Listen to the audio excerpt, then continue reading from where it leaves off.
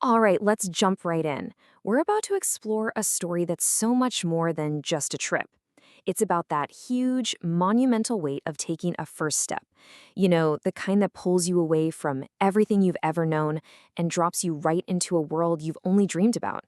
This is really about the journey before the journey even truly begins. Wow, what a line, right? This is the raw feeling of Aarohi taking her first ever flight. And look, this wasn't some quick little hop over to the next city. Oh no. This was a 9-hour nonstop leap of faith all the way from Delhi straight to Paris. That one sentence, it just captures everything, doesn't it? The fear of leaving home, but also that unstoppable pull toward a brand new future. So let's try and put ourselves right there with her, in her seat 14D to be exact. Just try to feel that buzz in the air, that incredible mix of pure excitement and just raw, unfiltered anxiety. This is that moment where the dream of Europe stops being a dream and becomes this very real, very physical thing, and you're locked inside a giant metal bird. This really shows that collision between what you imagine and what's real. I mean, we've all seen airplanes in the movies, haven't we? The big, spacious, comfy seats. Well, for Aarohi, the reality was a bit of a shock. A cramped, narrow little space that was going to be her entire world for the next 10 hours. And all that excitement she thought she'd feel, it was just completely swallowed up by this churning storm in her stomach. You know, it's one thing to feel a little nervous.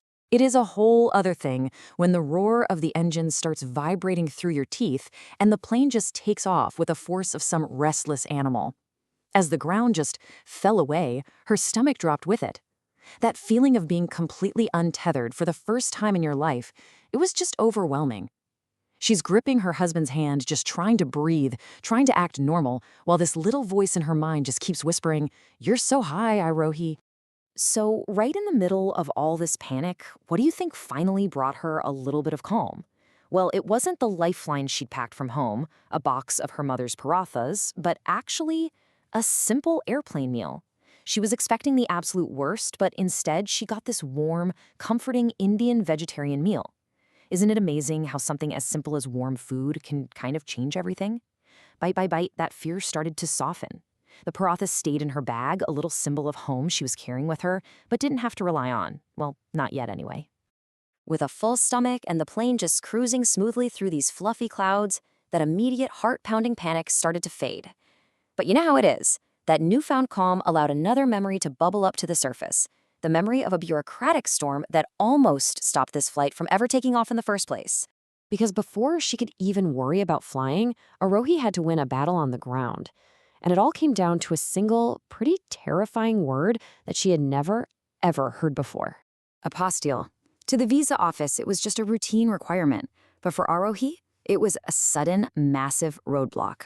Her birth and marriage certificates needed this special sticker, this official stamp of approval, to be considered real enough for Europe.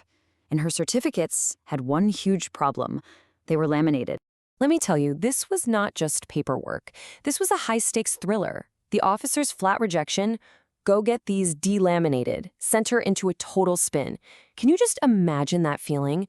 Watching a total stranger take a sharp blade to your original birth certificate, knowing that one wrong move could completely destroy your dream of ever going to Paris.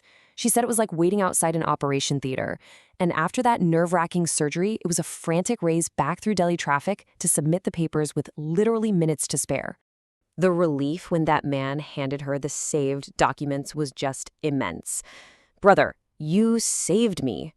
But that feeling, that deep-seated stress of almost losing everything over a silly piece of plastic, it didn't just vanish. It lingered. It became this little ghost that followed her all the way up into the clouds. And that brings us right back to the plane. The past is behind her. The future is literally below her. So let's return to the present moment as the plane finally begins its descent and Aarohi gets ready to take her very first breath of French air. The pilot's voice crackles over the intercom. And for a second, Aarohi is just completely disoriented. The sounds are foreign, they're unfamiliar. She actually wonders if there's something wrong with her hearing, if she missed something important.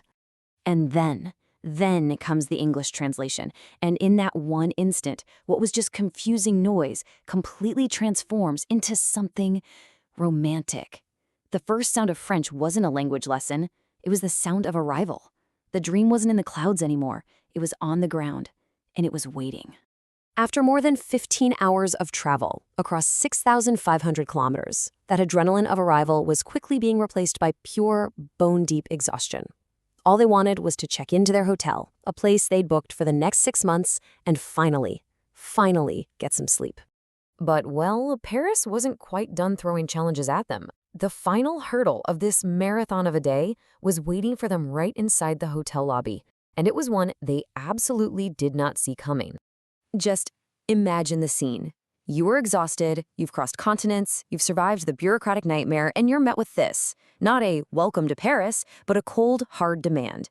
The booking that her husband's company made suddenly meant nothing. The polite, smiling French staff she might have pictured, yeah, they were nowhere in sight.